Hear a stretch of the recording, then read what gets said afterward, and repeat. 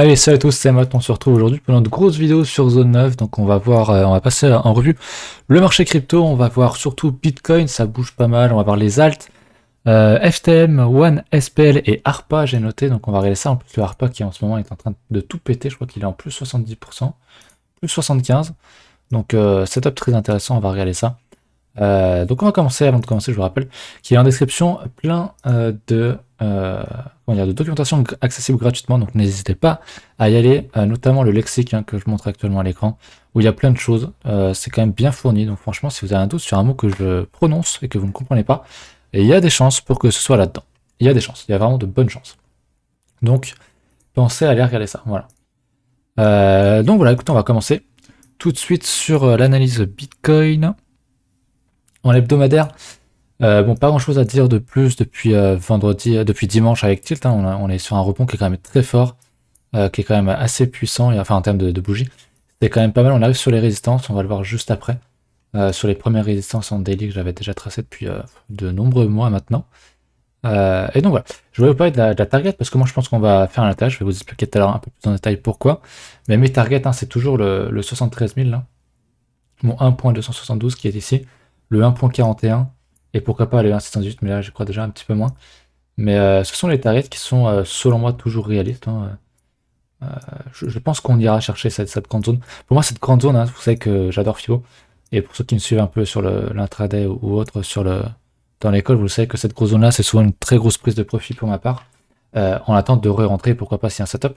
Mais c'est là, elle est vraiment les premiers gros Fibo en extension, donc il y a du profit à prendre personnellement. Donc j'aime beaucoup ce qu'on fait. En daily, j'avais partagé un second range support résistance. On arrive sur les résistances, on a buté pile dessus d'ailleurs, sur le niveau de clôture ici, donc je suis pas étonné non plus.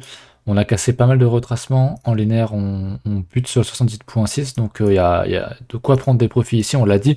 Je le redis, c'est plus une zone de profit plutôt que de prise d'entrée en position. Même si on peut faire ça, même si on pense qu'on peut faire ça, t'entres pas ici, parce que statistiquement, tu mets juste pas les chances de ton côté. C'est exactement ce que j'expliquais ici, quand on était en bas. Je disais, bon, le price action pue parce que on teste un support, on le reteste encore, mais vaut mieux acheter ici que vendre, parce que statistiquement, c'est plus intéressant. Surtout que derrière, bon, on a quand même on a pété ce haut-là, donc là, ouais, il y avait des achats à faire. J'avais parlé ici aussi de la structure, du petit double bottom qu'on avait, avec le funding négatif. Donc voilà, ne pas FOMO. C'est pas parce qu'on monte qu'on a fait x2 depuis juillet qu'il faut acheter maintenant. On est vraiment sur résistance, on est plus sur. Pour moi, c'est une zone de profit qui est vraiment intéressante, surtout si vous avez acheté dans cette zone-là ou ici. Pour moi, il y a des profits à prendre à minima pour neutraliser le trade avec un stop qui est remonté à 0. Pour neutraliser le trade et quand même prendre des profits quoi qu'il arrive. Et ne pas FOMO ici. Donc voilà, je reste quand même bullish sur BTC. Bon, il n'y a pas de div. Je crois qu'il y a une div sur le 3D qui est en train de se faire, sur le squeeze momentum. Voilà, une div qui est en train d'être créée, mais qui est quand même légère. On n'a pas encore de réel sommet ici, donc je préfère pas en parler. Enfin, pas la noter.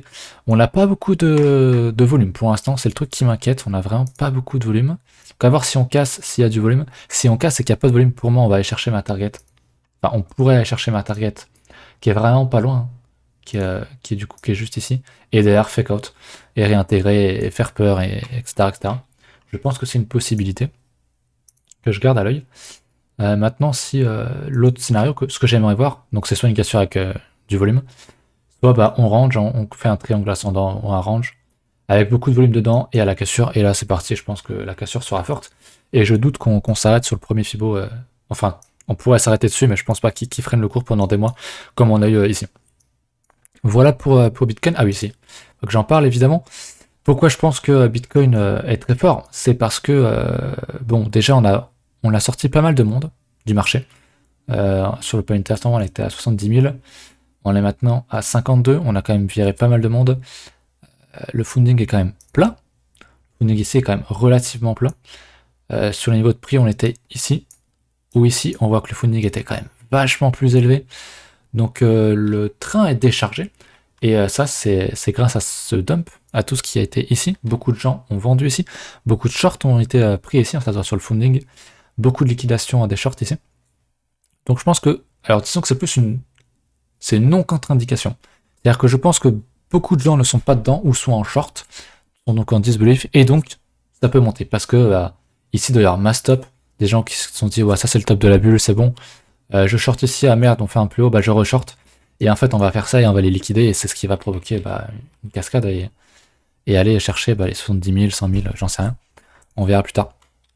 Donc, moi, je vois ça vraiment en mode, c'est pas une contre-indication, c'est-à-dire que, bon, on a bounce, c'est super, on fait un beau truc, mais on n'a pas des foundings qui sont extrêmement élevés. On aurait des foundings qui seraient similaires à ce qu'on a là, et je dirais attention, soit c'est la fin du cycle, et si on fait un double bottom, qu'on confirme le double bottom ici, c'est la fin, soit on va retracer ça, on va casser ce creux là, revenir chercher le range, et après on verra si on remonte ou si c'est la fin. Mais là, c'est pas le cas en fait, parce que vraiment le founding est plat, il est plat comme quand on était ici ou ici, quoi, avant d'exploser. Ça veut pas dire qu'on va forcément exploser, c'est juste que comme il y avait du funding qui était extrêmement négatif avant, alors qu'on est dans un mouvement fortement haussier, il y a beaucoup de shorts qui se sont accumulés, et voilà, et il faut les liquider ces shorts. Et comment est-ce qu'un marché monte? Bah, c'est en liquidant les shorts, en partie. Voilà, je pense qu'il n'y a pas beaucoup de monde dans le train. À l'achat, il n'y a clairement pas de FOMO à l'achat. Je pense que c'est plus du FOMO à la vente. Ou alors c'est juste des gens qui ont été complètement délestés parce qu'on est au même niveau que qu'en mai ou qu'en février-mars, et il n'y a personne dedans. Donc c'est comme ça que ça marche. C'est comme ça que ça marche. Donc c'est très très bien. Voilà pourquoi je pense que BTC pourrait casser d'ici la fin de l'année, même un peu plus rapidement, je pense, ce mois-ci ou novembre-décembre, je pense que ça pourrait bien péter sur Bitcoin. Voilà, donc le setup, on l'avait dit, s'il y a un funding extrêmement négatif, ça serait pas étonnant de liquider tous les shorts. Ici aussi, j'en avais reparlé, il y avait un achat à prendre. Maintenant, c'est un peu plus compliqué. Maintenant, pour moi, pour racheter, il faudrait attendre un setup plus bas, une structure, des signaux, soit ici, soit pourquoi pas en dessous, ou alors qu'on casse et qu'on ait un setup de retest ici. Mais en l'état, on n'achète pas une résistance. C'est vraiment, faut se le foutre dans le crâne. On n'achète pas une résistance comme on ne vend pas ici un support. Voilà. Voilà pour Bitcoin, je crois que c'est à peu près tout. Est-ce que j'avais autre chose sur du plus court terme? J'ai un trade qui est passé en... C'était sur du 5 minutes, parce qu'il y avait une double div. Double div qui a bien payé. Plus le Vegas. En H4, pas grand chose, on avait un TD9 là. Ah, c'était un 8, dommage. Bon, pour l'instant, on range. En H4, on voit, donc il n'y a pas grand chose d'autre à faire. On est à être patient. Mais bon, pour l'instant, on pourrait y voir un range. C'est-à-dire qu'on a fait cote au nord en dessous. Pourquoi pas venir fait cote en dessous, réintégrer et on verra. Mais attention, là, je trouve que pour du swing, c'est quand même très piégeux. Là, j'irai pas très en dessous du 15 minutes. Au-dessus du 15 minutes, pardon. Sur le niveau de prix auquel on est actuellement, parce que je trouve ça quand même assez compliqué. Bref, on va parler du coup des altes. Les altes, on va commencer. On va regarder vite fait Ethereum, qui bouge pas trop, qui est en 0% aujourd'hui, mais qui globalement est quand même dans sa structure, qui est, bon, c'est quand même quelque chose qui est très bullish. Cette structure-là, on a un bottom, on avait un bottom avant, on a reposé un bottom, c'est la définition basique d'une tendance haussière. Et voilà, on avait cette résistance-là, on l'a retapé, on revient à la rechercher, et vous savez, plus on tape une résistance ou un support, plus la chance de péter. Le price action invite quand même à la cassure. Maintenant, le signal, on l'aura quand on cassera ce niveau-là. Et là, on ira voir mes targets qui sont un peu plus lointaines d'extension. En l'état, on n'a rien, il faut rester prudent, mais honnêtement, ça m'a l'air d'être quand même très bullish. Voilà. Idéalement, si on pouvait pourquoi pas revenir chercher cette ligne de coup, chercher un setup ici pour rentrer, avec un stop loss ici, ça nous ferait un bon swing, voire un swing de plusieurs mois potentiel. Ça serait pas mal. Mais Ethereum est sexy. Honnêtement, il est beau. Je l'ai pas regardé en 4 heures. Oui, en 4 heures. Bon, c'est un peu piégeux aussi, on est sur résistance. On n'a pas grand chose pour moi à acheter. Il faudrait vraiment qu'on revienne sur les 3100 là. Et là, on pourrait discuter d'entrer en position. Mais la cassure ici était franche, était bien. Donc, Ethereum, globalement bullish. Je pense qu'on ira plus haut, donc je prendrai des TP un peu plus haut. Ce qui n'empêche pas de prendre des profits ici si vous avez acheté là-dedans. Je veux dire, prendre des profits. Je le dis souvent, c'est jamais une mauvaise idée. Autre chose qu'on va regarder sur Ethereum, c'est la paire en BTC. Rapidement. Donc j'avais dit, j'avais senti qu'on allait sans doute replonger un peu. Il faut absolument préserver ce bottom-là. Pour l'instant, on le préserve, on a un TD9. C'est bien. Est-ce qu'on a des divergences sur le 3D? Je sais pas, en plus on est dans le Vegas Daily. Il n'y a pas trop de div, on va voir sur le H4, mais je crois qu'il y en a en plus. Un élève a posté un trade, alors c'est ici. Ouais, on a une belle div, donc pourquoi pas choper un achat ici sur la close de ce soir, sur le close du TNF, ça peut être pas mal avec un achat typiquement, bah, je sais pas si on close ici. Avec un stop, je le mettrai sous ce niveau-là. Et derrière, bah, on va chercher un plus haut, j'ai un niveau d'extension qui est là. Un risk squad de 4, bah, c'est très bien. C'est même très très bien. Donc c'est un range, on n'oublie pas. Support, d'ailleurs j'ai mis en orange, mais c'est support et résistance. Ici. Hop. Donc tout ce qui est à l'intérieur, entre guillemets, on s'en fout. Après, on vient quand même d'une tendance haussière forte, et vous savez qu'un range horizontal, qui est vraiment bien horizontal, dans cette tendance, c'est solide. S'il casse au nord, là, en continuation de tendance, ça devrait être assez solide. Donc voilà, pourquoi pas prendre un trade ici, ou attendre une structure, un type double bottom, pourquoi pas, ou pour les plus puristes, entre guillemets, les plus retardataires, ceux qui aiment bien avoir les dernières confirmations, bah, quand on cassera ça, venir rechercher un trade sur un retest, pourquoi pas. Mais intéressant, on voit que Ethereum est quand même sur les niveaux les plus bas, où s'il doit se retourner, c'est ici. S'il doit devenir plus fort que Bitcoin, ça va se faire ici. Et ça se voit aussi sur la dominance, parce que là, on est très très haut dans la dominance. On est toujours dans ce fameux range, où je le redis, le price action invite quand même à la baisse. Ce qui ne veut pas dire qu'on va pas casser à la hausse. On pourrait très bien faire un double bottom ici, comme je l'ai expliqué. Faire ça. Mais voilà, c'est un niveau qui a été testé ici. On reteste 2 fois ici. Je serais pas étonné si on faisait ça derrière. Ça va peut-être prendre du temps. On va peut-être continuer de range, faire une cassure en haut, un fake out et faire un truc comme ça et casser plus tard. Mais je pense pas, honnêtement pour moi, on n'ira plus faire de plus haut ici. On pourrait pas rechercher cette zone-là, le Vegas. Pourquoi pas revenir jusqu'ici, ça me semble quand même extrêmement peu probable, sauf si vraiment Bitcoin explose à l'eau, et que bah, il reprend énormément de dominance. Mais encore une fois, voilà, si Bitcoin venait, à mon avis, à valider ce double bottom là, c'est qui pump, qui fait un ATH, et que donc les autres alts monteraient aussi, mais moins que Bitcoin, ou resteraient globalement stagnantes, et donc Bitcoin gagnerait de la dominance, et que les alts se préparaient à pump plus tard. Je pense qu'il faut être assez patient sur les alts, surtout sur les shits. Donc ouais, mais ça on le dit, ça fait un petit moment qu'on le dit. Donc ça c'était pour Ethereum, on va passer du coup aux alts que j'avais notées, on va commencer par celle-là, hein, le ARPA, celle que j'ai montrée en début de vidéo. Très solide, honnêtement, il me fait penser à une FTM, il me fait penser à tout ça. Il y a énormément de volume, il y a un plus de 70%, les sur-résistances on est en train de casser. Théoriquement, il y a un achat qui peut se prendre à la cassure. Si on casse, bah, je sais pas si on casse ici.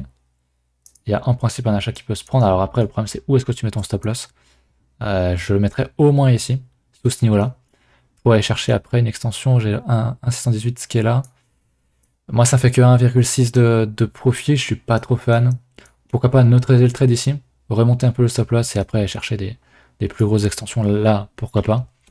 Mais le ARPA est très très solide. Donc j'ai l'extension donc entre ici et ici. Ou sinon entre celle-là, entre cette vague-là. Dans cette vague-là, ça met des targets un peu plus basses. Donc il y a plusieurs niveaux selon les goûts. Mais c'est solide. Honnêtement, il y a beaucoup de volume. On fait pas de divergence. On va créer une divergence ici. Mais honnêtement, c'est quand même très très costaud ce qu'il est en train de nous faire. C'est vraiment... On a un canal... je pense qu'il y a des fans de Cano. Est-ce que c'est celui-là? On doit avoir un canal type... je sais pas comment là. On doit pouvoir tracer un canal. Si je prends sur les mèches... Oula. C'est pas du tout ce que je voulais faire. Je sais pas ce qu'il me fait. Si je me mets comme ça. Moi, je suis pas un grand fan des canaux. Je vais pas le mettre comme ça. Plutôt prendre sur les mèches. Enfin, sur la clôture, pardon. Sur cette mèche-là, voilà. Ça, on touche la mèche, on touche les clôtures. Et là, on doit avoir un truc pas mal. Là, on a un truc pas mal. Donc, à surveiller. Si on casse ce canal ou si on ne le casse pas, ça peut être une première zone un premier prix de prise de profit aussi. Je suis pas trop canal, ce genre de canaux, en tout cas. Mais pourquoi pas, je sais que certains aiment, donc je propose différentes choses. Mais c'est costaud. Honnêtement, c'est très très costaud. Le repas, impressionnant. Donc mes targets, moi je prendrais profit sur le 1,618 ici.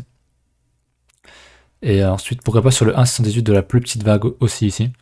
Ça peut être deux belles zones, deux beaux niveaux de prix. Puis après, voilà, les moonbags, hein, c'est si on va chercher le 2,618, le 3,618, là, bon, ça fait peut-être un peu beaucoup. Mais pourquoi pas. On sait jamais ce qui peut se passer en crypto, c'est comme ça. On m'avait demandé, ça c'était ce matin, en coaching, enfin à l'école, le SPL. Alors du coup, le SPL, c'est lequel? C'est lequel? Est-ce qu'il est ici? Je crois qu'il est sur Binance. Pas du tout. Alors je sais pas c'est lequel, donc faudra me redire. Ou alors je me suis couré, j'ai mal écrit. Donc on verra peut-être une autre fois, ou alors je vais regarder SPH, peut-être deviner. Je pense pas que ce soit le Splinter machin. Quoi que ça monte, donc je serais pas étonné que les gens me demandent ça. On fait quasiment un double button parfait, malheureusement on fait des clôtures un peu, on déborde un peu. Bon pour moi c'est plus du bear trap qu'autre chose, donc voilà, le fait d'avoir cassé ce niveau là c'est quand même très très bon signe. Donc bon après c'est un truc qui est quand même très jeune, donc je suis pas ultra fan pour entrer en position dedans. Le splitty, ouais, il est en train de crever. Alors ça, j'y toucherai pas. Si jamais c'est ça que vous voulez regarder, ça, j'y toucherai pas. Vraiment pas, c'est moche. Je sais pas si c'était vraiment le SPL qu'on m'avait demandé. J'essaie de retrouver dans les commentaires. Parce qu'il y a vraiment beaucoup, beaucoup de monde qui m'ont demandé. Elle m'a demandé le Fortune, mais j'en parle souvent aussi. Ah, c'est SLP, putain, je suis débile, c'est SLP. Bien sûr. Bien sûr, c'est les potions de je sais plus quel jeu, ça. Ok, my bad. C'est SPL.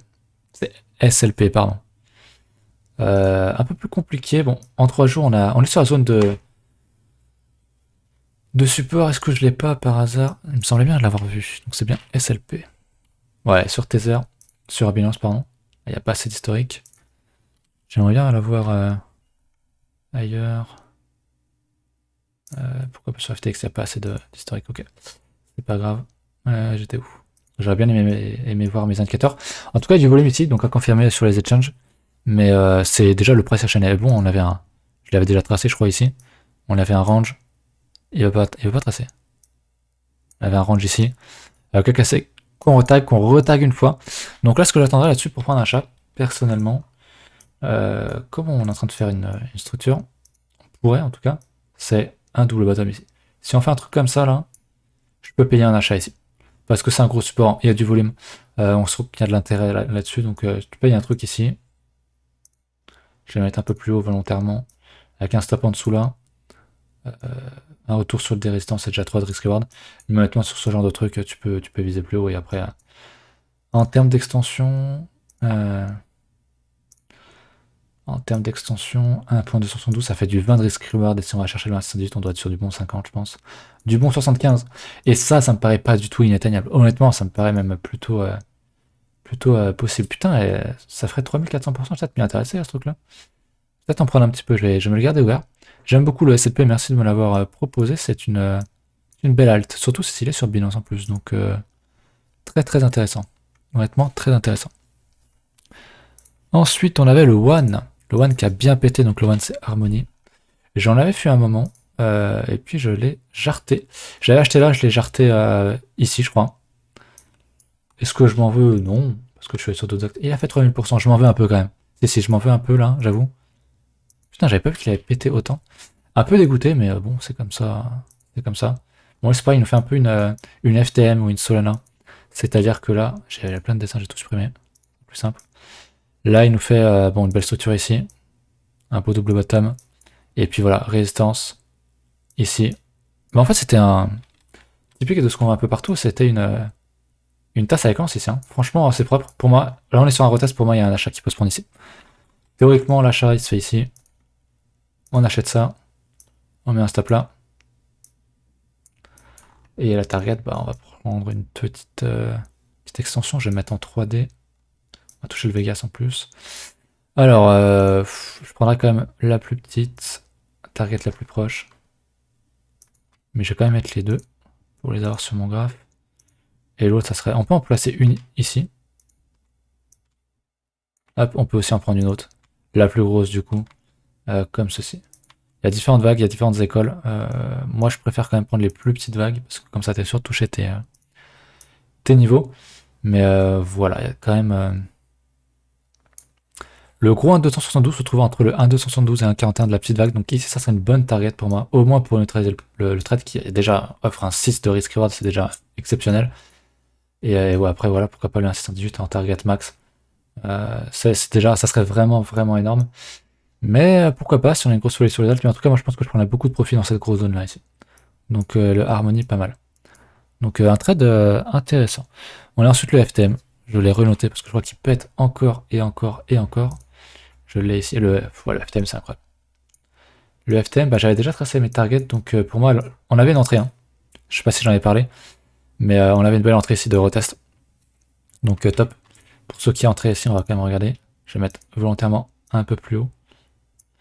Avec un stop, je l'aurais mis soit sous le plus bas ici, soit sous la zone de support, de résistance, mais je vais le mettre quand même ici. Vraiment pour le truc le plus safe possible. Et en termes de... je vais rechanger ça. En termes de target, la première target pour neutraliser, c'est ici. Donc le gros 1 272, qui offre déjà 6 de risk reward, c'est franchement énorme. Faut se le dire. Je vais changer le deuxième, parce que j'ai changé mes couleurs et tout. Voilà.